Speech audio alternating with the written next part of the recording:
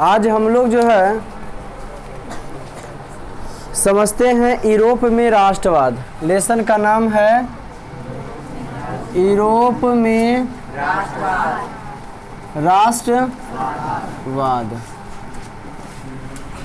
राष्ट्रवाद का मीन्स होता है, मतलब होता है सोच। राष्ट्रवाद एक सोच है। राष्ट्रवाद एक क्या है? सोच है। सोच है। क्या चीज? राष्ट्रवाद। जी हाँ, राष्ट्रवाद एक सोच है। राष्ट्रवाद एक ऐसी भावना। सबसे अच्छा पहले पूछ लेते हैं कल वाला। हम लोग मंगलम पाठ का प्रश्न उत्तर कर रहे थे, पूर्ण रूप से नहीं हुआ था।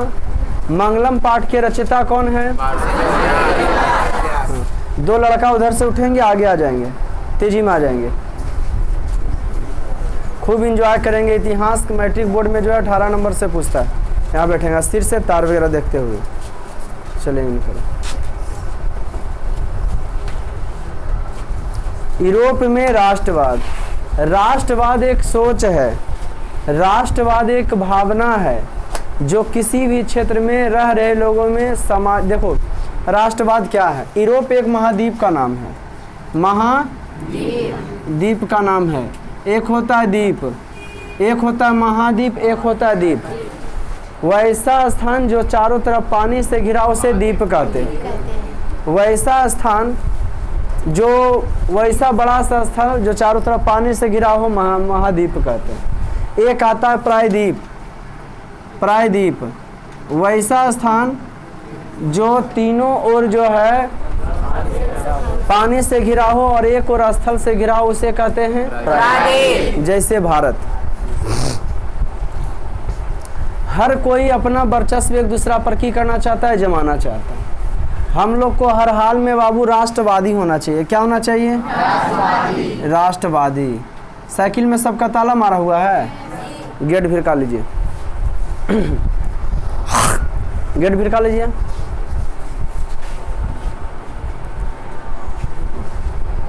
लगा ही लो बस, रहने दो फिर खोलाएगा। ठीक, कोई खोलाएगा तो खोल देना, ठीक है।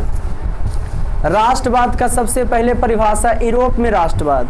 जब हम आपको पूरा इतिहास का जब डिटेल से अध्ययन करा रहे होंगे, कल वाला क्वेश्चन कुछ फटाफट बोल दीजिए। मंगलम पाठ के रचयिता महर्षि वेद व्यास। मंगलम पाठ में कितने मंत्र हैं? 5। कौन अपना वास्तविक नाम को त्याग कर नदी में समुद्र में मिल जाती है? नदी। कौन अपना वास्तविक नाम को त्याग कर परमपिता परमेश्वर में मिल जाता है? विद्वान पुरुष। विद्वान पुरुष जो अपना वास्तविक नाम को त्याग कर परमपिता परमेश्वर में मिल जाता है ना? हाँ। बड़ा से बड़ा कौन है? छोटा से छोटा कौन है? Very good. बड़ा से बड़ा भी आत्मा है और छोटा से भी छोटा आत्मा है ना? तो हम लोग जब डिटेल से हम आपको बता रहे थे इतिहास के बारे में, तो बताए होंगे कि आपको जो पढ़ना है ऐतिहासिक काल को 3 भागों में बांटा गया। अगर इतिहास के बारे में जानते, इतिहास को 3 भागों में प्रागैतिहासिक, अध और आधुनिक, अध और ऐतिहासिक। प्रागैतिहासिक का लिखित वर्णन नहीं मिलता है, जबकि अध का लिखित वर्णन मिलता है, लेकिन पढ़ा नहीं जाता। हाँ, लेकिन पढ़ा नहीं जा सकता है।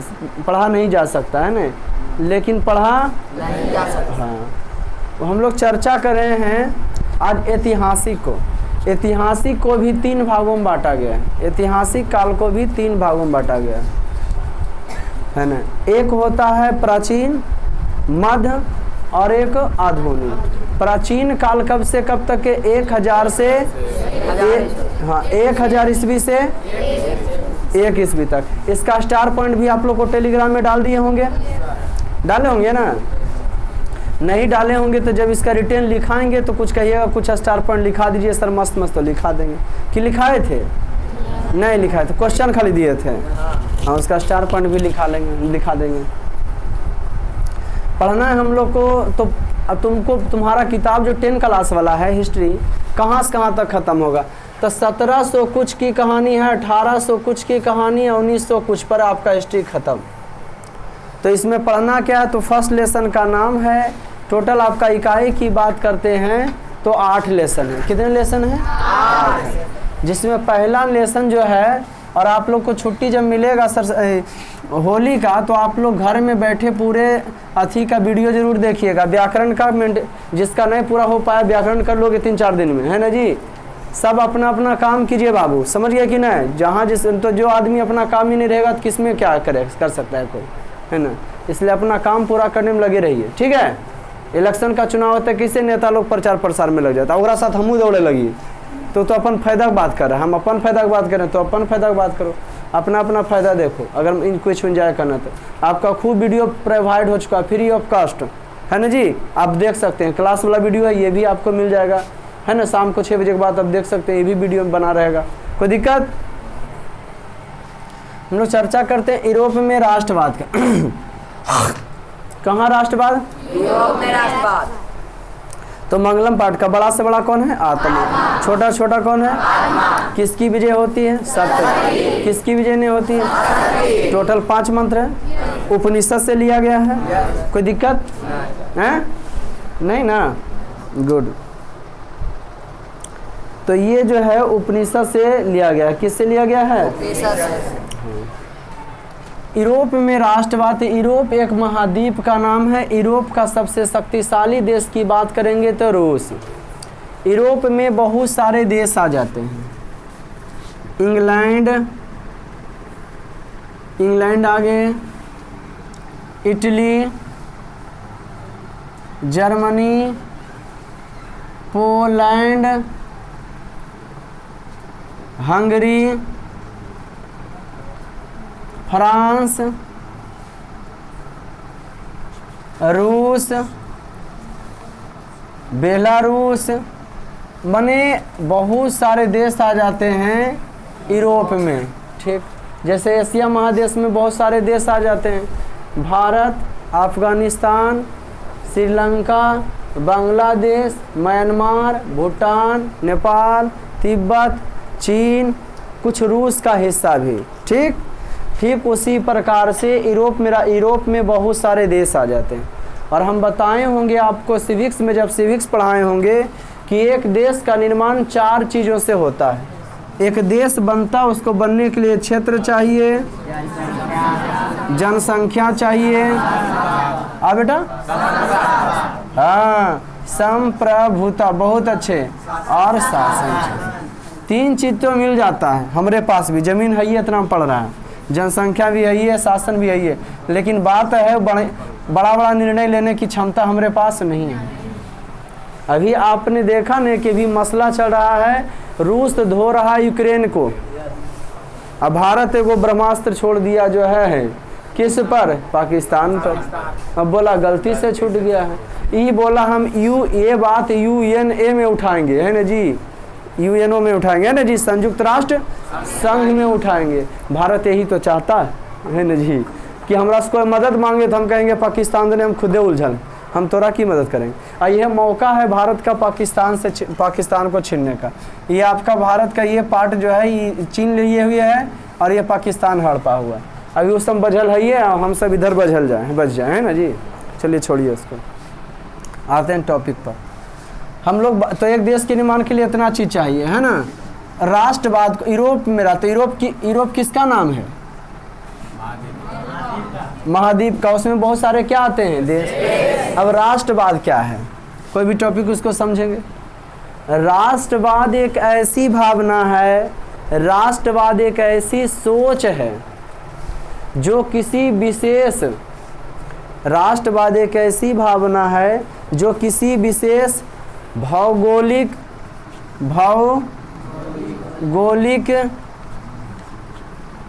सांस्कृतिक एवं सामाजिक परिवेश में रहने वाले लोगों में एकता का वाहक बनता है।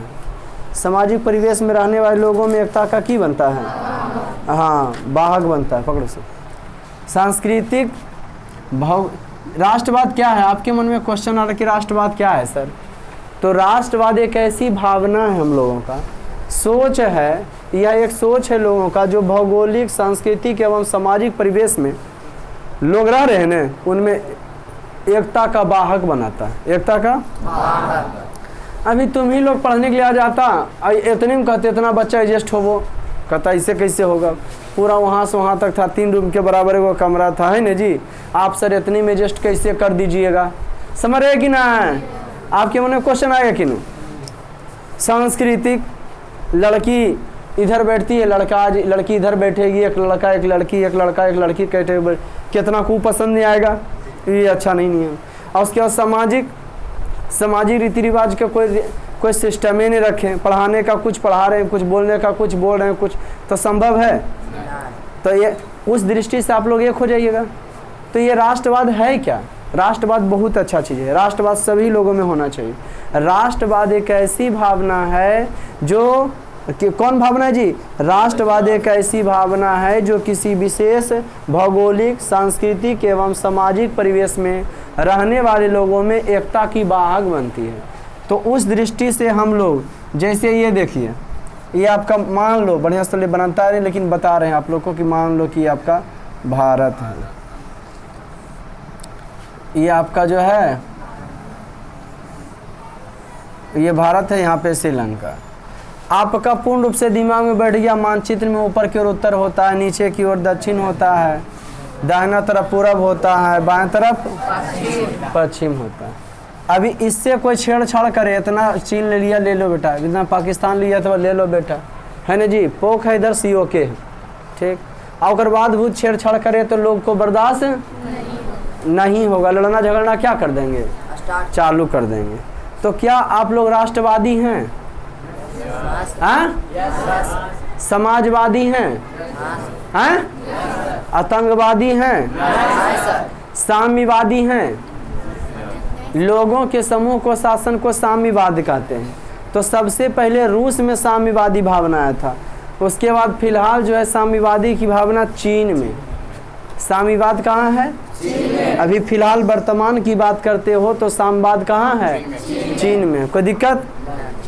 साम्यवादी अच्छा चीज़ नहीं है, मनजबरी करता है, वहाँ के मौलवी लोग हैं ना उसको डांस करवाता है, समझ गए ना। ऐसे ही और पाकिस्तान की करता है, भारत के मुसलमान की बचाने की बात करता है कि भारत का मुसलमान खतरे में। अरे बेहुदा, यहाँ का मुसलमान इस देश की तारीफ करता है क्या? जो जन्म लिया उसका देश, जहाँ जन्म लिया उसका देश हो गया, और चोट्टा अपना खुद ही बांग्लादेश उससे अलग हो गया है। अलग हुआ कि नहीं है? उसी का भाई था बांग्लादेश, पूर्वी पाकिस्तान पहले कराता था, वो देश बन गया है अब पाकिस्तान। और बात कर रहा कि भारत के मुसलमानों को खतरा है। तुम कौन देखो कितना खतरा दो सरकार तुम खतरा ले रहा है, समझ गए ना। तो ये हम लोग को क्या राष्ट्रवाद होना चाहिए? आतंकवाद होना चाहिए? राष्ट्रवाद होना चाहिए। अगर पाकिस्तान को लड़ना है ना बेटा तो लड़े चीन के साथ, वहाँ के मुसलमानों की स्थिति अच्छा नहीं, उसके साथ बदसलूकी किया करता है चीन, ठीक है। लेकिन चीन अभी भारत में दिल से पूछोगे, रियली में पूछोगे तो चीन सबसे बड़ा है जी, है ना जी। चीन जो है अभी एशिया में सबसे शक्तिशाली की बात करोगे तो चीन है। और उसका राजधानी रूस का तो रूस का कहाँ पड़ जाता है? मॉस्को में पड़ जाता है। कहाँ पड़ जाता है? कोई दिक्कत? सीधा बैठो। तो हम लोग जो है राष्ट्रवाद को समझते, समझ लिया ना। राष्ट्रवाद एक ऐसी भावना है, राष्ट्रवाद एक ऐसी भावना है जो किसी विशेष भौगोलिक, सांस्कृतिक एवं सामाजिक परिवेश में रहने वाले लोगों में एकता की वाहक बनती है। ओके, अरे समझे कि नहीं? राष्ट्रवाद एक सोच है जो सबको होना चाहिए। अब आपके मन में क्वेश्चन आ रहा है कि जिस प्रकार से बेटा आप लोग को बताएंगे कि इतिहास का जन्मदाता हेरोडेटस को कहा जाता है, ठीक उसी प्रकार से राष्ट्रवाद का जन्मदाता नेपोलियन को कहा जाता है। नेपोलियन राष्ट्रवाद का जन्मदाता, जिस प्रकार से इतिहास का जन्मदाता हेरोडेटस था, ठीक उसी प्रकार से जो है राष्ट्रवाद का जन्मदाता। कोई दिक्कत? तो बात करें आपका फर्स्ट लेसन का, यूरोप में राष्ट्रवाद है। यूरोप में बहुत सारे देश हैं जो ऐसे पकड़िएगा, हवा में उड़ता है, ठीक है, कहाँ है, ऐसे रखते रहिएगा। फ्रांस, तो बात हम कर रहे हैं 19वीं शताब्दी का। कौन शताब्दी का? 19वीं शताब्दी का। हालांकि पुनः पुनः जागरण जो उत्पत्ति शुरू हुआ तो इटली और फ्रांस से हुआ। पुनः जागरण कहाँ से हुआ था? फ्रांस से। पुनः जागरण है क्या? तो पुनः जागरण का मीन्स है पुनः जागरण। ये क्या है? तो इसका हुआ इस उत्पत्ति फ्रांस से और इटली से। हम बात करें यूरोप में राष्ट्रवाद की, यूरोप के देश कैसे गुलाम थे और बेचारे कैसे फिर क्या हुए? आज़ाद हुए। कैसे गुलाम थे और वे कैसे आज़ाद हुए। ठीक, तो चर्चा करेंगे हम लोग सबसे पहले फ्रांसीसी क्रांति से। राष्ट्रवाद की भावना का बीजारोपण जो हो चुका था कि हमें आज़ाद होना चाहिए। किसी 1 मिनट,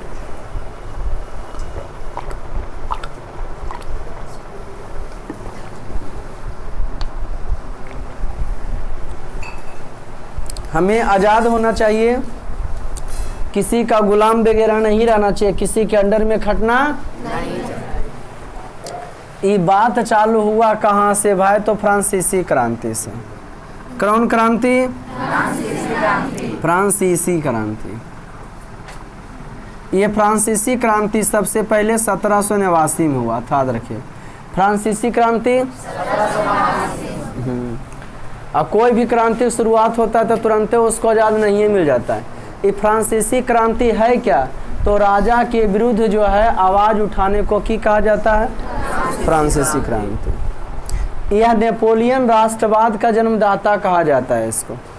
तो जो राजतंत्र था ना, तो बताते हैं कि फ्रांस पर जो राजा का अधिकार था, कहा जाता अंग्रेजों के समय में सूर्योदय अस्त कभी सूर्योदय डूबता नहीं था। उसका वजह यही था नहीं डूबने का कि चारों तरफ तो अंग्रेजों का ही शासन था। चारों तरफ पृथ्वी अपने ध्रुव पर पश्चिम से पूरब की ओर घूमती है, तो जहाँ घूम रही, जहाँ सुबह हो रहा वहाँ भी अंग्रेज है, जहाँ शाम हो रहा वहाँ भी क्या है? अंग्रेज। चारों तरफ अंग्रेज था। कोई दिक्कत? तो आप लोग के पास मानचित्र होगा भारत का या संसार के कि नहीं?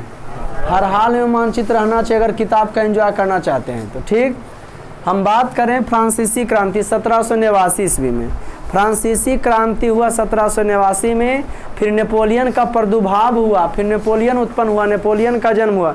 नेपोलियन ने फ्रांस के लोगों को बताया कि आप पर किसी दूसरा का हक है ना जी। आप तो मानव हैं, मानव का क्या फर्ज बनता है कि स्वतंत्र है। आज हम स्वतंत्र हैं, आप भी स्वतंत्र हो। क्या आप लोग स्वतंत्र हो या नहीं हो?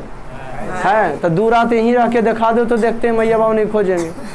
आप लोग स्वतंत्र नहीं हो क्योंकि आपको खिलाने पिलाने वाला दोसर को है। स्वतंत्र हम हैं। एगो फ़ोन आएगा, कह देंगे हमको काम है, आज यहाँ रह जाएंगे वहाँ रह जाएंगे, रहते से कहीं रहें, है ना जी। कह दिए फलना जगह, यहाँ है तो कह दिए फलना जगह। समझ रहे कि नहीं? स्वतंत्र, हाँ ठीक है, कमाने वाला यहाँ है तो है। तो जब आप कमाने लगिएगा तो अभी की हो जाइएगा स्वतंत्र। तो मनुष्य है, आज़ादी किसे पसंद नहीं है। यहाँ तक कि एक चिड़ियों को भी जो है बंद चिड़ियों में भी रहना जो है पसंद, चिड़िया बंद पिंजड़े में भी चिड़िया बंद रहना पसंद नहीं करती है। हाँ नहीं, हम पक्षी उन्मुक्त गगन के बहता जल पीने वाले मर जाएंगे भूखे प्यासे, कनक तिलियों से टकराकर पुलकित पंख टूट जाएंगे, है ना। बल हमको भी आज़ादी चाहिए। एक जानवर को भी आज़ादी पसंद है। तो नेपोलियन की किया, लोगों को बढ़िया से समझा दिया कि आज़ाद कौन ही रहना चाहता, और हम लोगों पर दूसरा का शासन है, राजा का अधिपत्य है। तो ई की किया, सब युवक वर्ग को जो है जोश दिलाने का कार्य किया। तो बात हम कर रहे हैं फ्रांस, इटली के बगल में एक देश है जिसका नाम है ऑस्ट्रिया। एक छोटा सा है ऑस्ट्रिया। क्या है जी? चाहे तो स्क्रीनशॉट भी ले सकते हैं। तो ये जो है ऑस्ट्रिया है। क्या है जी? हाँ, एक छोटा सा है ऑस्ट्रिया। हाँ, ऑस्ट्रिया एक देश जिसकी राजधानी वियना। हर कोई देश का हर हाल में उसका एक क्या होता है? राजधानी। तो ये वियना का जो ऑस्ट्रिया की राजधानी वियना, ऑस्ट्रिया का चांसलर जो था मेटरनिक था। मेटरनिक। और ये छोटा घोर प्रतिक्रियावादी शासक था। कैसा शासक था? घोर प्रतिक्रियावादी शासक था। ये बाबू इतना आतंक मचा के रखा था कि 1815 ईस्वी से ले करके और 1848 ईस्वी तक को मेटरनिक युग के नाम से जाना जाता है। कि जमाना किसका था? मेटरनिक। बात हुआ यहाँ यूं कि नेपोलियन की किया अपने बातों को पूरा पब्लिक के पास पहुँचा दिया कि हमें आज एक ही किया पेपर अखबारों में सबको छपवा दिया भाई कि पढ़ो सब हम लोग गुलाम हैं, हम लोग को क्यों होना चाहिए, आज़ाद होना चाहिए। जब ये बात पता चला ऑस्ट्रिया का चांसलर मेटरनिख को, तो नेपोलियन को भगा दिया। वो नेपोलियन का पतन कर दिया 1815 ईस्वी में। नेपोलियन का पतन कब हुआ? सॉरी 1814 में। नेपोलियन का पतन 1814 ठीक, और 14 में उसको भगा दिया। और फिर जितना जो है छोटा कहिएगा सर बात कर रहे हैं फ्रांस के ऑस्ट्रिया का शासक मेटरनिख करने से घुस गया। तो बात यहाँ है कि मेटरनिख उस समय ऑस्ट्रिया जो सबसे शक्तिशाली देश के रूप में था, दोनों पर, इटली पर, जर्मनी पर, है ना जी, फ्रांस पर जबरदस्त आधिपत्य था किसका? ऑस्ट्रिया का। मेटरनिख की करता था, खुद जो है बीच में सेंटर में रहता था, बाकी छोटे छोटे क्षेत्रों पर अपना चेला चपाटी बैठा देता था कि तुम जाओ इटली में शासन करो, तुम फ्रांस में रहना, तुम वो क्षेत्र ले लो, तुम वो क्षेत्र ले लो। अब उसको वहाँ बैठा दिए तो गद्दी से हटा तो ओकर गद्दी पर ओकरे खानदान वाला बैठेगा हैं? तो ऐसे वो करता था और अपने शक्तिशाली रहता था, कोडिंग वोडिंग करता था कि देखिए वो ऐसे करा तो सबको साथे ले जाके मारता था। मेटरनिख कहानी सुन रहे हैं? मेटरनिख अपना ज़बरदस्त वर्चस्व को सोचिए, मेटरनिख कितना धूम मचाया कि जिस प्रकार से 1917 से लेकर 1915 से लेकर के 1948 तक के महात्मा गांधी युग कहा जाता है कि महात्मा गांधी सबसे ज़्यादा धूम मचाए, असहयोग आंदोलन किए, चंपारण आंदोलन किए, है ना, सत्याग्रह चलाए, साबिनी अवज्ञा आंदोलन चलाए, समझ गया कि नहीं? ठीक उसी प्रकार से मेटरनिख धूम मचैले था, बहुत क्रूरता। वो की किया नेपोलियन को मेटरनिख भगा दिया और 1815 ईस्वी में की किया ऑस्ट्रिया की राजधानी वियना में नवयुवक वर्गों को ये अथी के लिए एक यूनियन बनाया। क्या बना? नवयुवक वर्ग को वहाँ बैठाया, बोला नेपोलियन मीटिंग लगाया के मेटरनिख, और नेपोलियन की किया था लोगों में हवा भर दिया था ना कि हम गुलामी में आज़ाद होना चाहिए। हाँ, तो बोल वो पुरातन लोगों में इस भरम हमारे विरुद्ध में नहीं आ सके, इसलिए बैठा के जब उसका जो अपना अपना प्रतिनिधि था, उसका जो चेला चपाटी था मेटरनिख का, सबको समझाया कि जहाँ राष्ट्रवाद की भावना पनपे ने कि हमको आज़ाद कर दो, उसका दमन करो जैसे भी हो, जिसका क्षेत्र में, तुम्हारा क्षेत्र में हो तो हमको बताओ, तुम्हारा क्षेत्र में तो हमको तो उसको अथी करो, दम दबा के रखना है उसको, कोई दिक्कत। लेकिन हम लोग तो जानते हैं पहले से ना जी, क्या जानते हैं कि कभी खुशबू क्या होता है, कभी सच्चाई छुप नहीं सकती बनावट की असूलों से। हम लोग क्या जानते हैं? सच्चाई छुप नहीं सकती बनावट की असूलों से, कभी खुशबू आ नहीं सकती कागज की फूलों से, समझ गए न? तो ठीक उसी प्रकार से नेपोलियन तो एक सच्चा राष्ट्रभक्त अच्छा व्यक्ति था। वह तो लोगों में राष्ट्रवाद की भावना को किया था, भड़का दिया था कि हम गुलाम, हमें की होना चाहिए, आज़ाद होना। तो लोगों को कितना तुम दबा के रखोगे? तब बात यहाँ यूँ हुआ कि इसका की काम था, रूल एंड डिवाइड काम था मेटरनिख का, फूट डालो और शासन करो, इतना ही कंप्लीट कर दिया, समझ गया ना? मेटरनिख का काम था रूल एंड डिवाइड, फूट डालो और शासन करो। आपको ओनली फॉर लेक्चर देंगे, आप घर में पढ़िएगा, एक आग स्टार पेंट छूट जाए, नहीं समझ में आवे तो बोलिएगा कि सर हमको नहीं समझ में, ऐसा तो नहीं होगा, आए समझ में कि नहीं? ई क्या करना शुरू किया मेटरनिख बाबू? फूट डालो एंड रूल एंड डिवाइड अपनाया, फूट डालो और शासन। छोट इटली को, कोई भी क्षेत्र को, उसका यही काम था कि जो देश एक होल है उसको आपस में फूट करा दो। आज हिंदुस्तान और पाकिस्तान को कराने वाला कौन है? मेटरनिख है रे छोटा, अंग्रेज है। क्या इससे लंबा समय पहले, है ना जी, माने प्राचीन काल से पहले मुस्लिम शासकों का यहाँ आक्रमण हुआ, 600-700 बरस रहा, मुस्लिम लोग हैं ना जी, और उसके बाद वो आया और उकी कर दिया, बंटवारा करके की किया, अलग कर दिया, है ना जी, मैंने लड़वा कटवा दिया हिंदुस्तान पाकिस्तान वाला की बाकी हिंदू। तो क्या भारत में मुस्लिम नहीं है? हैं, कितना अदर रिस्पेक्ट के साथ पहले भारत ऐसे ही था। और पाकिस्तान में क्या हिंदू हैं, लेकिन उतना रिस्पेक्ट के साथ वहाँ नहीं है, हैं, लेकिन उनका रिस्पेक्ट उतना मिलता उसको नहीं है। तो हम बात कर रहे हैं इसका ई की किया, तो छोटा छोटा प्रदेश को तोड़ तोड़ के और अपना प्रतिनिधि वहाँ स्थापित करने लगा कि यहाँ पे तुम बैठ जाओ। जैसे बता दें इटली का 2 क्षेत्र है, सिसिली और नेपल्स के प्रदेश बुर्बो वंश के राजा को दे दिया। रोम और उसके आसपास के पोप को सौंप दिया। पोप लोग बहुत पहले घोप करता था। पोप पंडित जी को कहा जाता है। किसको कहा जाता है? पंडित जी को। उन लोग इतना पाखंड था, पंडित जी खुद अपन भाग नहीं देखते हैं तो सरकार देखे चलते हैं। तो पोप लोग 1 नंबर झूठा आदमी था। मस्ती के लिए बोल रहे हैं। पोप 1 नंबर का कैसा आदमी था? झूठा आदमी था। समझ गए ना? कौन? वो कहता था कि तुम लोग के भाग में क्या है, हमको तुम लिख लिख के दो, क्या समस्या है। हम रतियम भगवान के पास जाते हैं और रतियम जाता था, छोटा कुछ नहीं, भाड़ा वाड़ा ले लेता था, अपने घरा में जाके सबके काजबा खोल खोल के कुछ ना कुछ लिख देता था। कुछ ना कुछ की करता था? हाँ, कुछ ना कुछ की करता था?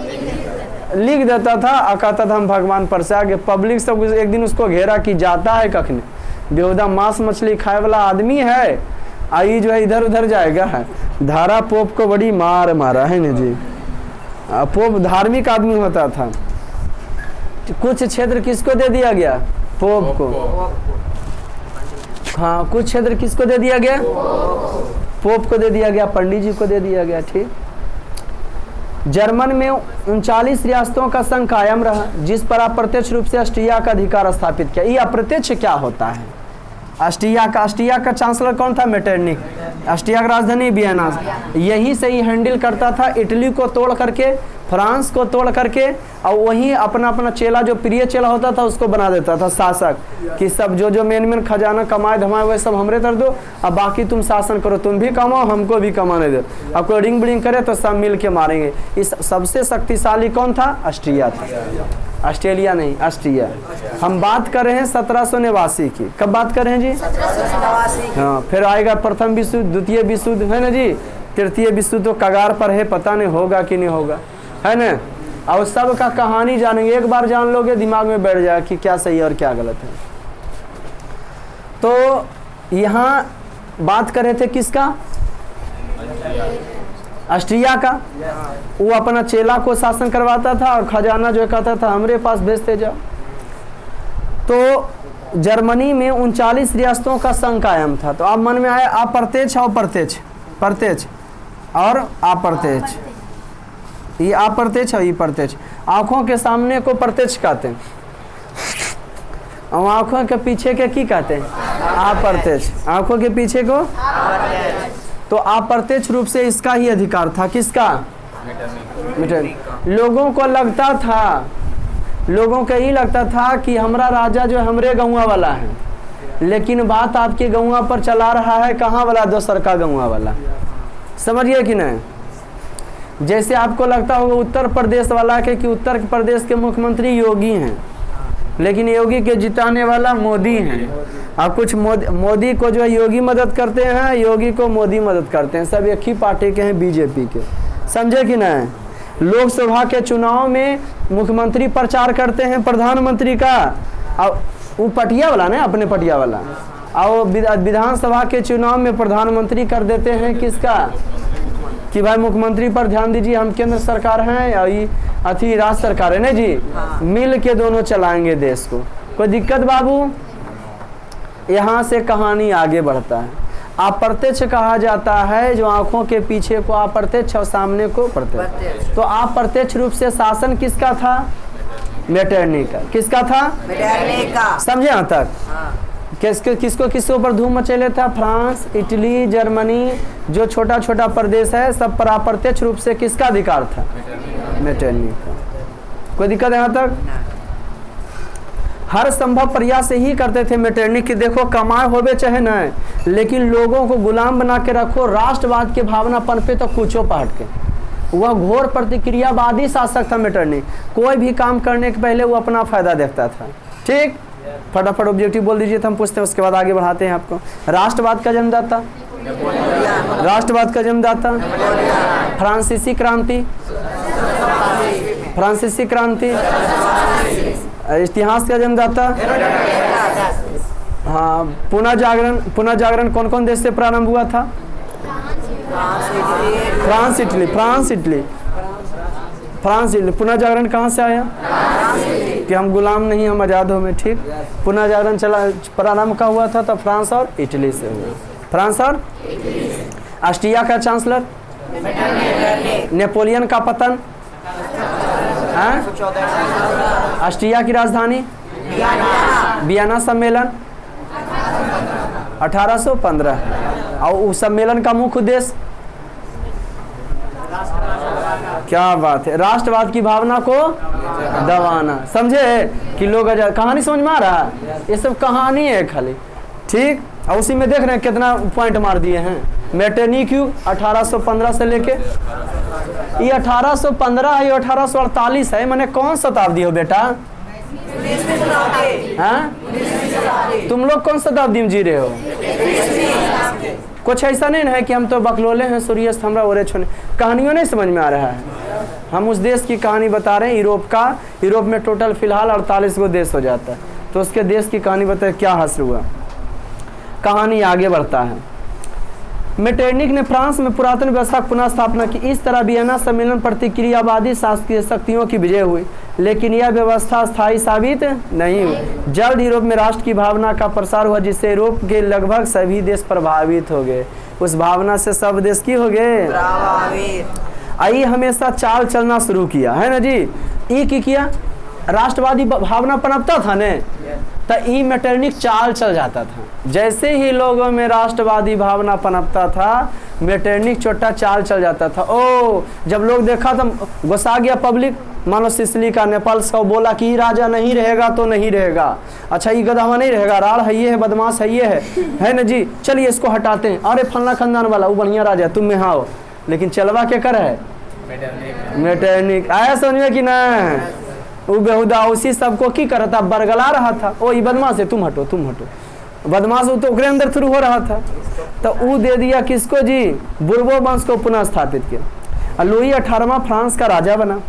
लुई 18वां, ये सब लुई फुई जो है 18वां 17वां शासक के नाम हो जाता है। इसके बाद वो आया, उसके बाद ये आया है ना, वो जो गद्दी पर बैठता था तो उसको 18वां 17वां ऐसे नाम रखा जाता है। उसने फ्रांस की बदली हुई परिस्थितियों को समझा है ना, इस सब सब अंग्रेज है। और फ्रांसीसी जनता पर पुरातन व्यवस्था को थोपने का प्रयास नहीं किया कि मंजोबड़ी सताएं, नहीं तो उन लोग गुस्सा जाएगा, फिर हमरो भागने लगे। एक ही किया, नियम बनाया और 2 जून 1814 ईस्वी सम्राट की उस संवैधानिक घोषणा पारित किया। चला 1848 के। लेकिन उसके बाद लुई 18वां के बाद आया चार्ल्स 10वां।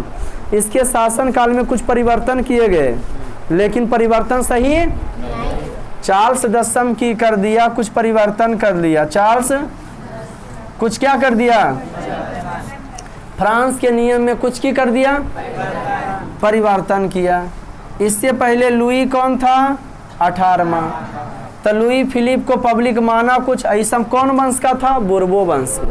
कौन वंश का? हाँ, बुर्बो वंश का था। ये सभी जो था तो कौन वंश का? हाँ, बुर्बो वंश का था। ये सब कौन वंश का था? बुर्बो वंश। चार्ल्स 10वां माने वहाँ सब वही सब किसके अंडर में था? सब मेटरनिक के ही अंडर में था। ठीक, चार्ल्स लुई 18वां आया। लुई 18वां के बाद चार्ल्स 10वां। आज सब टोटल कौन वंश का था? बुर्बो वंश। लेकिन एक ठीक ठाक नहीं था। इसके शासन काल में क्या हुआ बबुआ? लुई के बनावल नियम 1848 तक चला, लेकिन ई बीचे माह के नियम के कुछ फेरबदल करना चालू कर दिया, जिसमें जनता को पसंद नहीं हुआ। इसका फेरबदल 1830 में जो है माने क्या चीज़? फ्रांसीसी कौन क्रांति जी? जुलाई 1830 की क्रांति के रूप में आ गया, जो कि राज क्रांति था। कौन क्रांति था? राज क्रांति। इसके विरुद्ध में चार्ल्स 10वां के विरुद्ध में लोगों ने आंदोलन करना क्या कर दिए? शुरू कर दिए कि चार्ल्स 10वां को हटाओ, चार्ल्स 10वां को। फिर यहाँ पे खेला हो गया। बुर्बो वंश के स्थान पर अब फिर कौन वंश को ला दिया? ऑर्लियंस वंश। उसका यही काम था, ये बदमाश मदमाश हो तो चल हटाओ एकरा कर दिए। लेकिन बात यहाँ पब्लिक की समझिए नहीं रहे थे कि चेंज करता, लेकिन कुल तो ओकरे हाथ रहता है। यहाँ जनता का शासन होना चाहिए। लेकिन इस बार जनता समझे। 1830 में जो फ्रांस में राज क्रांति हुआ ना, अरे हुआ ना राज क्रांति हो, उसको जो है जो कह सकते हो गृह युद्ध आरंभ हो गया। राज क्रांति बोलिए, गृह युद्ध कर दिया कि लोग बोले लगे कि शासक को हटाओ। बुर्बो वंश के जगह पर फिर कौन वंश को लाया? ऑर्लियंस वंश को। कौन वंश को गद्दी दे दिया? लेकिन बात तो वही था। अब की हुआ वहाँ गिरी युद्ध हो गया 1830 में फ्रांस में कि चार्ल्स दसम बढ़िया शासक नहीं है, ला दिया ऑर्लियंस वंश को। लेकिन जो लड़ाइया झगड़ा हुआ तभी जो है यूक्रेन और रूस में लड़ाई हो रहा है, तो क्या हम लोग को नहीं पता है? एक छोटा देश इतना हिम्मत दिखा रहा है, 18वां 19वां 20वां दिन हो गया युद्ध का और डटे हुए हैं फील्ड में। अभी भारत और पाकिस्तान में युद्ध करा दो, खाली बोली है उसका 2 मिनट में बेचारा 2 से 3 दिन में वो हार मान जाएगा। है ना, समझ गए कि नहीं कि 2-3 दिन में भारत उसको हार मना देगा, समझे? तुरंत घर घुसने के लिए वो तैयार रहेगा। लोगों का हिम्मत छोटा छोटा बढ़ रहा कि नहीं कोई सता सकता है ना जी। और चिड़ किसका बना? रूस की। तुम हार कहन रहा है, तुम सिलेंडर का जेलेंस्की राष्ट्रपति दम अडिग है, समझ रहे कि नहीं कि हम नहीं हार मानेंगे तुम जब तक मारोगे नहीं हमको। तो बात कर रहे हैं 1830 की। देखा हिरसी पाप और देखा हिरसी पून। यहाँ लड़ाइया हुआ गिरी युद्ध की, हम आजाद रहेंगे, कोई वंश पंश कोई खानदान चलेगा नहीं। राष्ट्रवादी भावना जैसे नेपोलियन पनपा दिया था, जैसे हम तुम लोग को कह दे लड़का चोर है और बाद तुम लोग हमको मिल के हमारे भगा, कोई पगला था वो।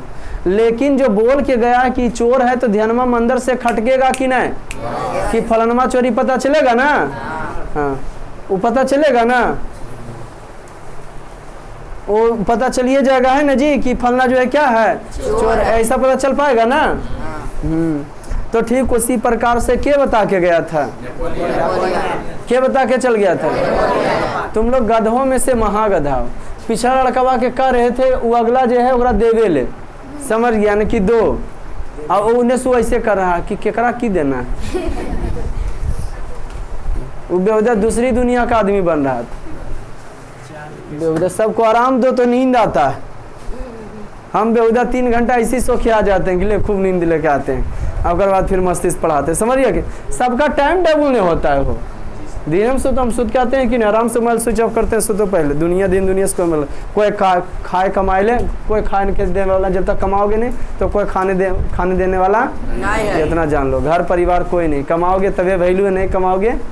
हम भैंस चराते आप लोग सर कहते, चलिए सर पढ़ा दीजिए, नहीं किस्सा खत्म। गुण रहेगा लोग पूजबे करेगा, अगर बाद तुम कमाओगे तो मैंने परिवार पूजेगा, बस। नहीं गुण लाओगे तो परिवार भी गाली देगा, लोग भी वैल्यू नहीं देंगे।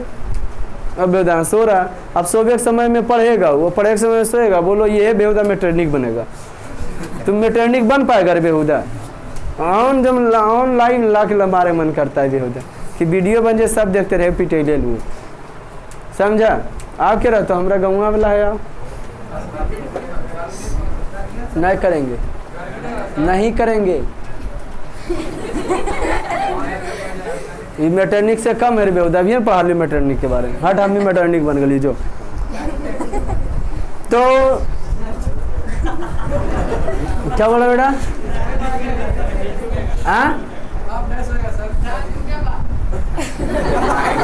ठीक है, नहीं झुकेंगे, पीछे हिले। आइए सब्जेक्ट पर। देखा हिरसी पाप, देखा हिरसी पाप और देखा हिरसी पुण्य भी होता है। देखा हिरसी पाप और देखा हिरसी पुण्य होता है। देखा हिरसी पाप देखा, बाकी सब देखा कि फ्रांस में गृह युद्ध हो रहा है तो हमें लोग काहे बाकी रहे? तुम नीचे कहाँ गई थी? अरे हिजम तो आप पगार खोजल गई थी। तो बात हाँ, तो क्या होता है? देखा हिरसी पाप देखा हिरसी, देखा हिरसी पाप होता है देखा हिरसी। बाकी सब देश बोला कि हम क्यों नहीं आज़ाद होंगे। ठीक उसी प्रकार से कहानी आ गया कौन कौन देश का, तो अगल बगल वाला जो है यूनान, पोलैंड, हंगरी, जर्मनी, इटली, सब में राष्ट्रवादी भावना पनपावी। जैसे कैसे बताइए यूक्रेन और रूस के बाद सब जान रहा। ठीक उसी प्रकार से फ्रांस में जब राजा के विरुद्ध बुर्बो ऑर्लियंस वंश के विरुद्ध आवाज़ उठाया गया, बुर्बो वंश के विरुद्ध आवाज़ उठाया गया ना जी। हाँ, तो लोग सब जान के बोला रितोरिक हम लोग को भी राजतंत्र नहीं रहने देना चाहिए, लोकतंत्र कर देना चाहिए, राजा को भगा, हम लोग का भी राजा गलत है। कोई दिक्कत? 1830 की क्रांति का प्रभाव अगल बगल के देशों पर पड़ा। कोई दिक्कत? सन 1848 ईस्वी में एगो क्रांति हो गया। काहे भाई? तो जो ऑर्लियंस वंश का शासक था उसमें एक था लुई फिलिप। कौन था जी? Louis Philippe. लुई फिलिप बहुत ही अधिक महत्वाकांक्षी था, वो अपना फायदा देखता था। उसने अपने विरोधियों को खुश करने के लिए स्वर्णिम मध्यवर्गीय नीति का अवलंबन किया। वो चाल चला लुई फिलिप कि गरीबगण के कूचेंगे, लेकिन जो अमीर आदमी रहेगा उसको ना कूचेंगे।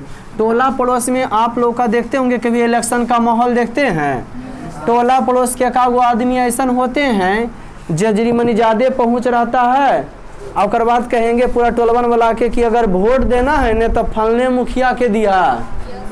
हाँ, मैंने उनखर लगल खिन मौसा ठीक।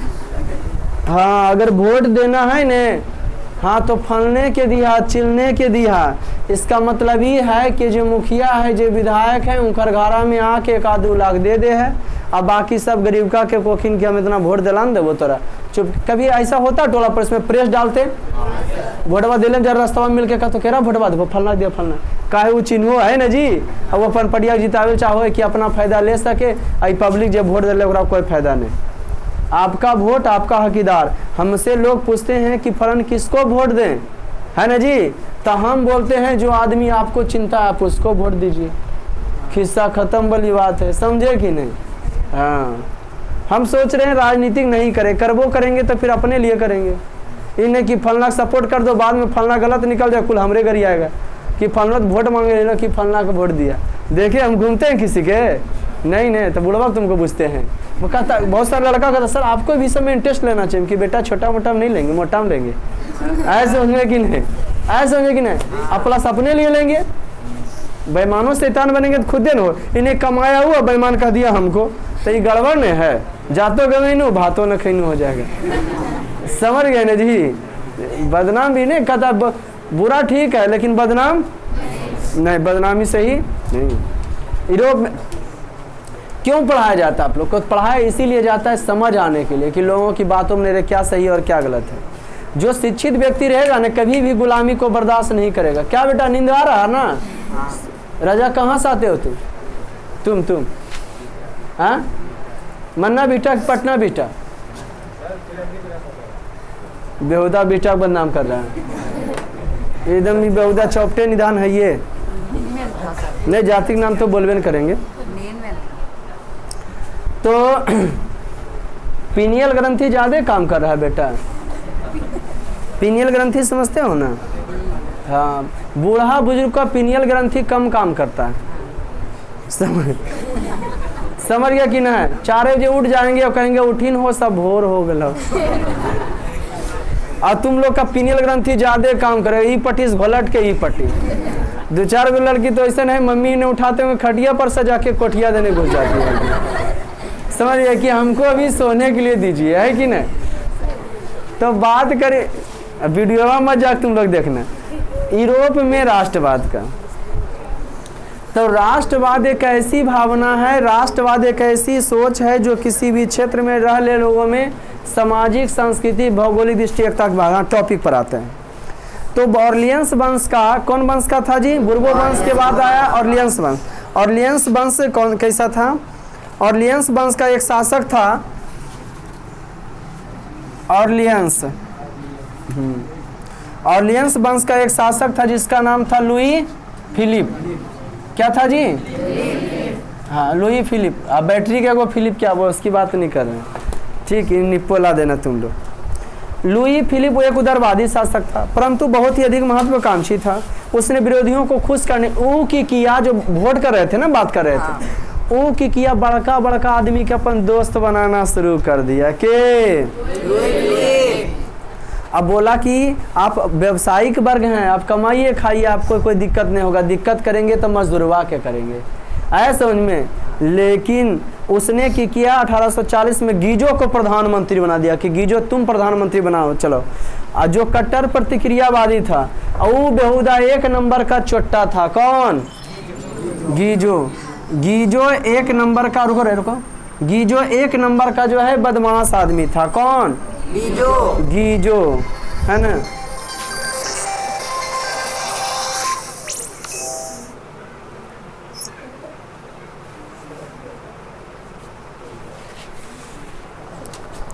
गीजो जो है 1 नंबर का जो है कैसा आदमी था? हाँ, सही आदमी नहीं था। कौन? गीजो। उसके शासन काल में वह किसी भी तरह के वैधानिक, सामाजिक एवं आर्थिक सुधार में विरुद्ध था। लुई फिलिप ने पूंजीपति वर्ग को साथ पास रखना शुरू किया, है ना जी, कि हम पूंजीपति वर्ग को क्या रखें? साथ रखें। कौन वर्ग को साथ रखने की बात कर रहा था? पूंजीपति वर्ग को साथ रखने की बात कर रहा। चढ़ा ना कटने में। बात हुआ क्या? तो 22 फरवरी 1848 को पेरिस में थियर्स के नेतृत्व में जो है भोज का आयोजन हुआ। किसका आयोजन हुआ? भोज का। एक विशेष प्रकार से गीजोला समझे घोर प्रतिक्रियावादी था। इसके शासनकाल में भूखमरी, बेरोजगारी चरम सीमा पर था। ठीक, माने दम लास्ट सीमा पर, दम तोड़े पर था। खूब बेरोजगारी था, भूखमरी आ गया था। राष्ट्रवादियों को जो है सताया जा रहा था। तो राष्ट्रवादियों ने पेरिस बता रहे हैं, राष्ट्रवाद 22 फरवरी 1848 को पेरिस में थियर्स के नेतृत्व में कोई नेता थे, थियर्स, उनके नेतृत्व में एक बड़ा भोज का आयोजन किया। केजापरी भोज है, सब मिल के आइए। अब आया, सब हल्ला किया। गद्दी पर कौन बैठल था? Louis Philippe. अब प्रधानमंत्री बने था गीजो के। अब सब डायरेक्ट हल्ला बोल कर दिया। क्या कर दिया जी? हल्ला बोल। अंत में लुई फिलिप को 14 फरवरी 1848 ईस्वी को गद्दी त्याग कर कहाँ भागना पड़ा? इंग्लैंड भागना पड़ा। और फ्रांस का की हो गया 1848 में एकीकरण। क्या हो गया जी? लुई फिलिप को भाग गया। लुई फिलिप किसको प्रधानमंत्री चुना था? लेकिन गीजो के शासनकाल में वो जनता संतुष्ट ये सब कौन वंश के थे? ऑर्लियंस वंश के थे। और मेटरनिक कैसे लूट रहा था कि ऑर्लियंस वंश के जहाँ पर बुर्बो वंश को दे रहा था, बुर्बो वंश के जहाँ पर ऑर्लियंस वंश को। लेकिन पब्लिक का कहना कि तुम बुर्बक बना हमको नहीं सकते हो। एक बार हल्ला बोल किए कि कौनो वंश करो, पब्लिक खुश होना चाहिए। ठीक, तो खुद इसको जो है भगाया। वहाँ गणतंत्र की स्थापना किए 1848 ईस्वी में। वहाँ का संसद, जिस प्रकार से संसद में नियम कानून बनता है देश के लिए, ठीक उसी प्रकार से वहाँ के संसद को जानते हो। कहाँ के संसद को? माने फ्रांस के संसद को नेशनल असेंबली के नाम से जाना जाता है। फ्रांस के संसद को किस नाम से? नेशनल असेंबली नेशनल असेंबली के नाम से जाना जाता है। कहाँ के संसद को? फ्रांस के संसद को। और जानते हैं असेंबली कहाँ के संसद को? फ्रांस के। और फ्रांस के संसद को नेशनल असेंबली के नाम से जाना जाता है। कहाँ के संसद को? फ्रांस के संसद को। 1848 में फ्रांस का एकीकरण हो गया। तो आप लोग से कहानी जान गए कि मेटरनिक की करा था, चारों तरफ तोड़ के अपना प्रतिनिधियों को बुर्बो वंश के जो अपने अंदर में जलाता था खानदान, उसको बैठा देता था। बुर्बो वंश के जगह पर ऑर्लियंस वंश को, ऑर्लियंस के जगह पर बुर्बो वंश। लेकिन पब्लिक को यह पसंद नहीं था। अब पब्लिक की हो गया जी? उग्र हो गया। और जो है जो राजतंत्र था और जो क्रूर शासक था उसको दबाने का कार्य किया। 1848 में मैंने 24 फरवरी 1848 को लुई फिलिप गद्दी छोड़कर कहाँ भाग गया? इंग्लैंड। वहाँ के पब्लिकों ने वहाँ गणतंत्र की स्थापना की। वहाँ के संसद का नाम था नेशनल असेंबली। 21 वर्ष से ऊपर वाले व्यक्तियों को वहाँ वोट डालने का अधिकार प्राप्त हो गया। क्या प्राप्त हो गया? वोट डालने का। अब देखा हर्षिप, आप देखा हर्षिपुन। अब इटली बगले में था तो इटली का एकीकरण, इटली को भी बहुत सारे क्षेत्र में बांट करके ने उसको जो है क्या करा? शासन क्या करा था? मेटरनिक कर रहा था। वहाँ भी तो कोई भी देश में वहाँ का फ्रीडम फाइटर होते, इतना आसानी के साथ कोई छोड़ने वाला नहीं। तो वहाँ फ्रीडम फाइटर थे के? वहाँ का फ्रीडम फाइटर बताते हैं इटली का। तो इटली का फ्रीडम फाइटर जो थे मेजनी, काउंट काबूर, गैरिबाल्डी जैसे महान नेता के योगदान से इटली का एकीकरण हुआ। उसका भी कहानी बताएंगे कि कैसे इटली का एकीकरण हुआ। फिलहाल हम लोग लेसन पढ़ रहे हैं यूरोप में राष्ट्रवाद की। यूरोप में जो देश है राजतंत्र से कैसे लोकतंत्र में आया। कोई दिक्कत बाबू? कैसे जनता के शासन को पसंद किया है। तो ये आप लोग का चढ़ाते इतिहास। एक आवश्यक सूचना सभी विद्यार्थियों को यह सूचित किया जाता है कि होली के शुभ ज्ञान ज्योति ट्यूशन सेंटर के सभी विद्यार्थियों को सूचित किया जाता है कि होली पर्व के शुभ उपलक्ष्य में पठन पाठन का कार्य कल दिनांक 17/3/2022 से लगातार 20/3/2022 तक पठन पाठन का कार्य स्थगित रहेगा। पुनः दिनांक 21 दिन 21/3/2022 तक पुनः जो है 21/3 2022 दिन सोमवार को पठन पाठन का कार्य पूर्वत चलेगा। इसका मतलब ठेठ हिंदी में समझ लीजिए, माने आज पठन के बाद क्लास बंद होता है ना, फिर आपको डायरेक्ट सोमवार से खुलेगा। वो शुद्ध हिंदी में हम बोले थे। क्या छटपटा रहा है तुम लोग? तब तक के लिए दीजिए इजाज़त। जय हिंद। मिलेंगे फिर 21 तारीख के बाद। Heavy good day. अरे रुको आप लोग।